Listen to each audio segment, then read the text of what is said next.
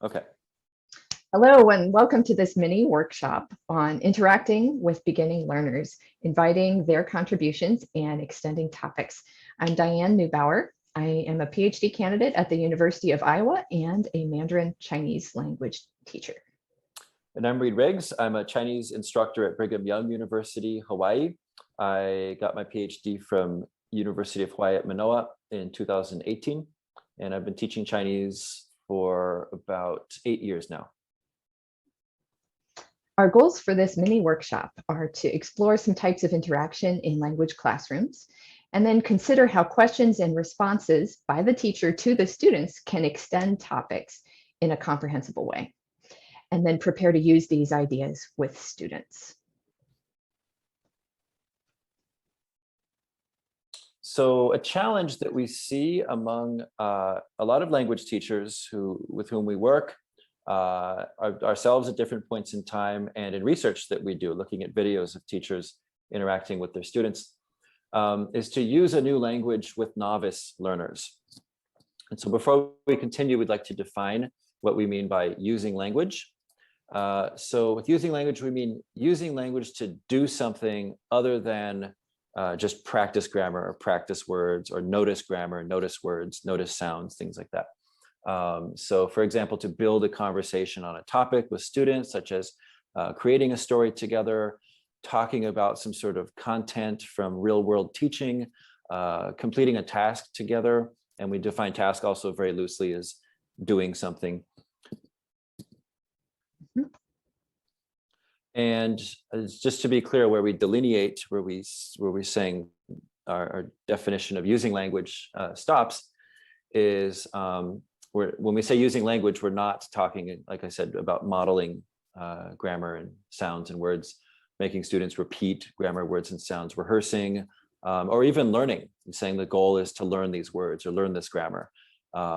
So we're talking about using language is a tool for doing something, talking about something. Yep.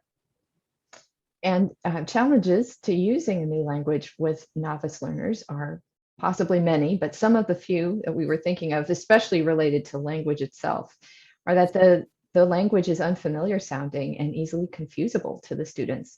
And even loan words or cognates, as your language may have, the language you teach may have, they may not recognize those. And so even where the language may have similarity to English, students might not pick that up. They also have limited vocabulary, so the topics they can talk about are limited, and they may have they do have limited ability to produce full sentences on their own. And so in a normal conversation, like Reed and I are kind of having here with you, we can easily go back and forth because we can produce full sentences with ease, but a novice learner cannot. They may be more limited to a one word or a short phrase that comes out more easily for them. And so because of those kinds of challenges, some common ways of interacting in language classrooms include fact checking, where maybe the teacher is asking the same kind of question to each student and saying like, yes, you got it right, or correcting them. So you're just kind of assuring that they understood something or that they've got a fact correct. But you're not really building a whole topic of discussion from that. Drills where you might have put the word in the blank and change the sentence in response to a question that people are practicing saying. Or reading scripted talk, where you read a dialogue and students practice saying the dialogue. So these are kind of like interaction. But what is missing from these types of classroom interactions? Reed, what have you got? Well, the rest of our presentation will address this very big question. But as we've been sort of mentioning here and there so far, using language to build information together, to talk about each other, likes, dislikes, opinions, experiences, to build playful information, imaginative information, building a story together, talking about some sort of content, making comparisons between something true and something we imagined. There's just so much we can do that I think drills are a good example of that not happening, where you could 30 minutes later, you could say, hey, what did you talk about during that drill? And usually students don't remember because all they were doing was substituting words and not trying to remember information to use later. Yep. So we invite you to pause this video and consider these questions. And we will not be pausing ourselves as we are recording, but invite you to pause and reflect on this. And as you reflect, try to take an attitude of curiosity about your own experience and your current practices and your goals for the future, rather than feeling under judgment or under the pile. We really we kind of all start by looking at what's the status quo and what have I seen and done so far. And then we can make changes if we wish.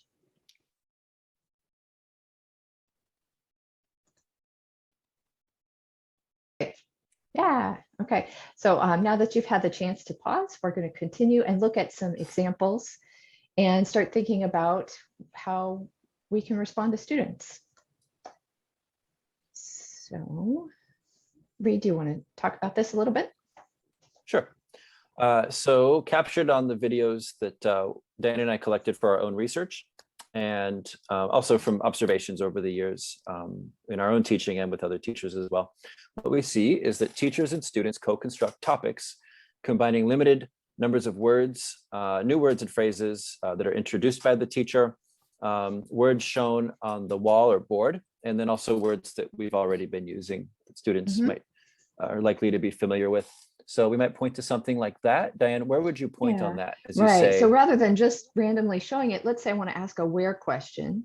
I'd say it in the Chinese and then put my hand over here and sometimes even kind of tap to draw their attention. Or I actually use this when I'm teaching online. I try to get it so that it's lined up with the top or the bottom of the screen, so it's easier for students to find it visually. But this has just been handy for me to have a few question words ready to go. I didn't have to pre-teach those words. I can just use them as we need them. So it expands what we can talk about without really burdening them with new vocab that they have to work on. Yep. And I've heard this question from teachers, not from students, but from teachers.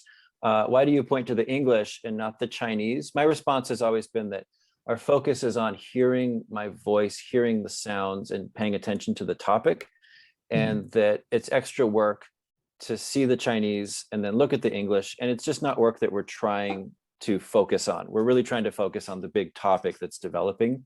And so that kind of works like a little, almost like a subtitle, so we can focus on the main conversation. Right. And then for me, at least over time, they've heard where, let's say for 3 weeks of class time, maybe now I am wanting them to start being able to see, that's how that's spelled. And they're beginning maybe to recognize it. But when you're first just using it, it's totally, what they need is to absorb the meaning that you're trying to get across at that time of that word. And hear that sound. Yeah, hear you say it. Yep. Great. So with those kinds of tools in mind, we're going to look at 3 examples with a research example, like a little bit of a transcript from an actual classroom and what people really said there. And then we'll spin off of that to some hypothetical, how might you kinds of scenes. So our first example is where someone is upgrading a student's comment. So students might say something minimal, or maybe they just nod their heads and the teacher builds on it. So the first one here is from the T is a teacher and the S1 is one of the students in the classroom. And in this part, the teacher had set up a 2 truths and a lie activity. Students wrote 3 sentences, 2 were true and 1 was false, and then their classmates had to figure out which one was false. So this is in a class this spring of 2021. And the teacher said, okay, here's the way the Chinese sounds and then the English here. So I'll use the English, but this is the original. So, okay, it refers to the student's name. Which is the one that's false? Everybody's voted, they're trying to figure it out. And the student answers really simply, just says 3. She even kind of throws in a sort of non-native like way of saying it. She says sangha, which is like 3 of them, rather than the 3rd one. So if you think there, what could the teacher do at that point to take what the student said and upgrade it? So adding a little bit, maybe making it more complex language, more fluent language, more accurate language, more relevant to other talk, like showing surprise or interest or responding in some way that makes it a little more extra than just what the student said simply. So think of it like if little teacher powers of making that sound cooler somehow or richer. So you could pause the video here and think of ways maybe you'd imagine the teacher could do that. And then we'll look at what she actually did. So this is a little bit smaller. So she actually did quite a lot. So here's the student's statement up there, 3. And then the teacher's like, yeah, teacher, who remembers? I remember because we had this other activity. You had talked about that fact, yet you said you had 3 cats then. So I knew that was false where you said she had 3 dogs. So she actually expanded it quite a bit and then spun it back to the student like, right, you don't have 3 dogs, you have 3 cats, don't you? Because the statement was she had 3 dogs and that was false. So she's bringing up relevant information that she knows about the student. She's kind of talking about her reasoning about, oh yeah, that's how I knew that thing. She does quite a lot to upgrade the comments. Of course, you don't have to have this big of an upgrade. She does several lines of talk after it, but these are the kinds of possibilities that we can see. And so looking at upgrading students' comments, let's imagine that you just told your students, class, I have 8 chickens. How might you upgrade these responses from your students? What if a student does one of these things? Think about how you might take that and then lift it up a little bit, increase its complexity or fluency or all of those kinds of things we talked about. So you can pause the video again here. And then when you start it up, Reed and I are going to kind of talk through some possibilities that we just think of here. Do you want to start? If yeah, I would start. Well, I don't have 8 chickens, but Diane, do you have 8 chickens? Is that real? That's real. Okay. That's real. So that's useful to know. So if I said I have 8 chickens, it might be playful because it's not true for me. And so if it could be pretending. Nods, it could be pretending, yeah. And we do a lot of pretend in our class. We build stories and things. So I might be making a scene together with my students. And so if I say, class, I have 8 chickens, or in Chinese, I would say, 同学们，我有8只鸡. And so if a student nods, I might walk up to that student briefly, very casually, and say, 对对, like, yeah, 我有8只鸡. Diane, so what would you do if a student? Restating and restating acknowledging that you noticed that student gave you some kind of response. Yeah, I'm acknowledging that student acknowledged it, something like that. But Dan, what would you do if a student laughs? And you really have 8 chickens, so what would you do? I really do. I'm going to go get my word that I would probably point to and say, 真的, 真的. Oh yeah, 我有8只鸡. I have 8 chickens. Yeah, and laughter could mean like they thought you were just joking, maybe. Yeah. That's a possibility. Might do other things too. I might laugh with them a little bit because it does seem a little whimsical to a lot of people to have chickens, but even the word chicken. What about if a student says, what? I would treat that as the laughter just the same. I would just write back. I would focus on the meaning of what they said by also responding, janda, janda, janda. Okay. And again, in my playful context, janda like really could mean really within this playful, imaginative scene we're building. And for you, janda could refer to the actual chickens you have. It depends, but either way, we're building up some sort of topic. Yep.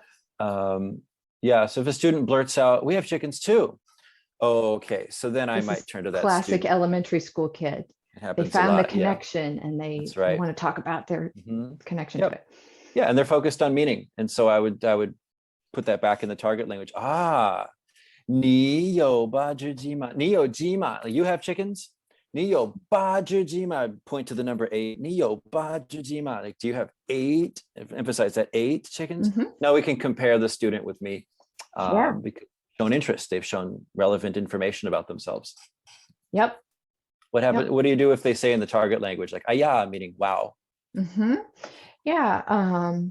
Again, I think my first thought is again to kind of build on it just a tiny bit, maybe with a little additional meaning. So it's kind of like they're surprised or they're amazed or they're faking maybe being amazed.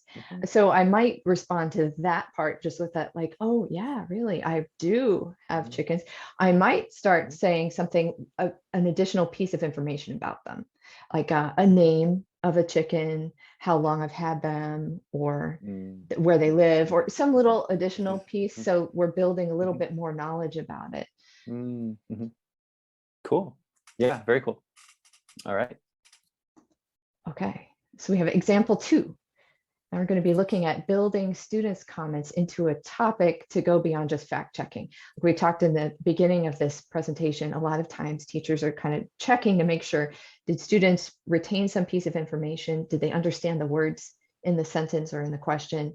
And so you're just kind of checking to see, but we can take those fact check kinds of things and build on them so that, you know, fact checking is fine, but if we always only fact check, it gets a little bit stilted. It's not building a topic with them very much. So here's an example again from a different classroom, another Chinese beginning classroom, and T is teacher, and then the others are all student names in this scene.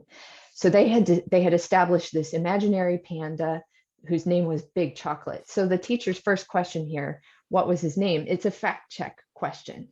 Just checking to see, do they remember the name, giving them an opportunity to say some words in Chinese. And several of them start to add that. If we stopped here, maybe the teacher would just say, good, and then move on to something else, but we're trying to build. So think for a moment before we show you what happened next. Think for a moment, how could maybe the teacher respond to that and then add more to it, build a topic of discussion rather than just kind of approve that they got the fact correct. Big Chocolate is the correct name of the panda that they were talking about. Right. Well, let's see what happened. Here we go. So there's the third student who spoke about the name, and then the teacher affirms. So kind of upgraded it a little bit, said a full sentence instead of just the name, but then treats it like it's now, this is part of a little role play, because there was a student up there pretending to be Big Chocolate the panda, instead of just talking about the panda and, oh yeah, that's right, that's his name.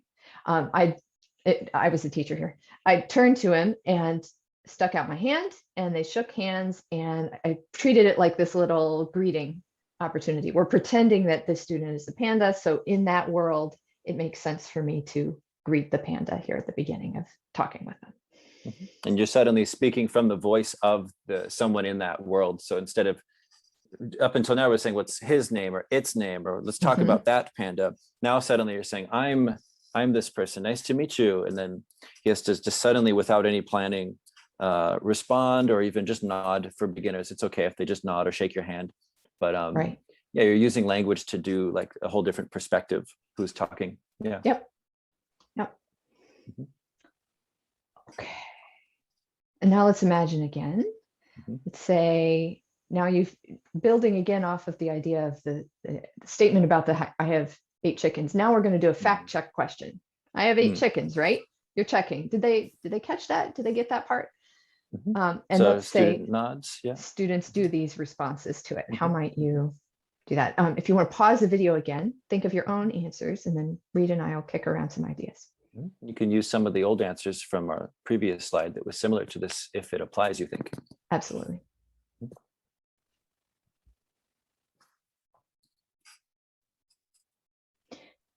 You want to add first thoughts? Do you want me to talk about the student that nods? Yeah, why don't you start with the nod one? So again, we want to treat that as a meaningful contribution to the class. I mean, I know it says comments up here, but just silent nodding is contributing something to the class. They're expressing meaning with that. So affirming that the student did that, like, maybe also making eye contact or looking at the student and nodding likewise. I might say something about like, so-and-so knows. like some kind of little, this is an insightful student. This one knows what's going on. Yeah. Actually, that's another one over on one of those things that I can hold up real easily. So I start using that really fast. at the Yep. beginning of teaching Yep. Chinese classes because it's affirming, look how smart you are. I like doing that. So I might do that. Likewise with the This. one where they say yes, Mhm. or they say eight. Yeah. Those could all be possible ways to. Yeah. And then you can ask the next logical question. So if you say, 我有八只鸡, 对吧? Like, meaning I have 8 chickens, right? And then a student in English says yes. You can say, 对,我有八只鸡. And then you could ask the next logical question, like, 八只鸡想吃什么? What do they want to eat? Like you could ask the next follow-up question instead of saying, correct, let's review other information. You could start to build some next part of the scene or some new information. Yeah. Yep. What about the last one? Let's say the student, again, we've got maybe young, excited student who made a personal connection to facts about chickens. And you do, but my aunt has 40. So what I might do is have something on the board that says like very interesting, 很有意思. I'd point to it, I'd say 很有意思, and then I'd high five the student. And then we either, if we want to build on it, we could talk about their aunt. If the whole class was already kind of building some other topic, this seems a little off topic. I might end with the high five and then come back to whatever next question we were interested in that we'd already been working on together. Yeah. So you can build these topics without necessarily going in every direction that students might give you. So you can reward their being involved in the class, but without necessarily letting it steer you in that direction if it doesn't suit. Yeah. All right. And then we have our third example. Well, here we have. Oh, go ahead. Yeah. Okay, sorry, I'll take it. Keeping the whole class involved when getting a single student's response. So sometimes it can be a problem, or at least we fear it being a problem if we get too focused on one student and other students aren't. Are they engaged? We don't know. So how do we keep the whole class involved when getting a single student's response? So here we have a teacher asking the whole class, Tom Cruise 喜欢在哪儿看电影? Which in English means, where does Tom Cruise like to watch movies? And in this situation, the class had chosen Tom Cruise through a lot of discussion. They found him entertaining. They were laughing about him. So the teacher went with the student's choice and was asking the next follow-up question as they were building a little story together. And it's a little blurry, but you can see what she's pointing to something on the wall. That one is Dainar, which means where, or at where, in where. And so she's showing everybody the focus of the question. They're trying to find out where this person in the story watches movies. So let's go to the next slide. Okay, so so that was lines 1 and 2 of the talk. Now we're at line 40. What happened in between was students shouted out a bunch of different answers. So then line 40, the teacher calls on Lydia. Lydia has her hand up. So then Lydia says, she says, 但是 Batman 他知道, I'll read it in English now. She says, but Batman, he knows, he doesn't know, Dofu Man, that was another class created character. Dofu Man is at his home. Okay, so she sort of pieced together this long statement about something in the story that. So it kind of becomes this personal imagination for her, but kind of extended. It's not something shared by the class yet. So it could be one of those like derailed moments if the rest of the class doesn't perceive it as relevant to them too. If they don't treat it as relevant, yeah. And there was another activity about to start. The teacher had an actor in the front of the classroom. They were about to interview this actor. As we see afterwards, they interview the actor. So, for Lydia to raise her hand, it's a little bit of a, it's a very cool interruption. It's a neat comment, but let's see what the teacher does with it. So the teacher says, right. It's a lot of trouble, right? 很大的麻烦，对不对? Okay. So the teacher treats it as a very interesting, not just interesting language, like you're so good, you use this language, your language is accurate, or your language was a long, complex sentence. She could have, but the teacher could have focused on that. But instead, the teacher really focused on the meaning of what the student said in its relation to the story. That would be a lot of trouble, right? It is a lot of trouble, right? So it's something that we can always do to, like I said in the last example, you can high five the student for talking about something interesting. It's always a little bit ambiguous. Are we rewarding them for their good language production, or are we rewarding them for a cool idea that we can talk about? I think with this, the teacher's talk is focused on that story information. Yeah. So yeah, it's not really focused on the long sentence that Lydia just put together. I just realized too, we stopped the transcript there, but the next thing that happens is the teacher turns back to the student actor that was kind of all primed up and ready before this new interesting idea that she affirmed from this student. But then she turns back to the other student and spins it to him too. So she's drawing in other students to be involved in that talk from there. So it's one of those moves where you got this one, you're affirming this one student, but then you're making that what that student's comment was relevant to the other people in the room too. Yeah. Yeah. And keep on going. Sure, go ahead. So imagining again, thinking about how you might keep the whole class involved when you're getting a single student's response. So going back to that chickens idea, let's say that blurting student who has an aunt with 40 chickens, what questions might you use to build on that? Or what might you do to involve the rest of the class while affirming what that student has added? You don't necessarily want to shut them down. And then Rita and I will come back in a moment. So if you want to think of your own answer first and pause the video here, and we'll shoot around some ideas afterwards. Want to go ahead? Yeah, so answering, what I might do is turn it into sort of a survey to compare with other students, and that would involve everybody else. So we might say, announce to the whole class, oh, this student, say their name, their aunt has 40 chickens. I'd write the necessary vocabulary on the board. It wouldn't be much, it'd be a number, the word aunt. And I would just say, as I point to the words, if it's beginning learners, just like in a gesture with my hand, like this person's aunt, 她的阿姨有40只鸡. Yeah.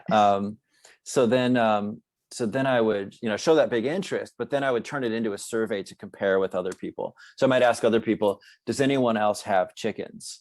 Does anyone else want chickens? Does anyone else like chickens? There's a lot of different things you can ask on that topic, if that's Right. the direction you want to take your topic. Right. So yeah, finding other people to compare with and really turning it into like, let's learn more about everyone as the focus of our topic. Yeah.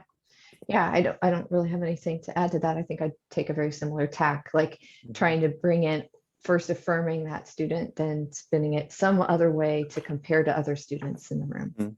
To learn about each other. Yeah. Yep.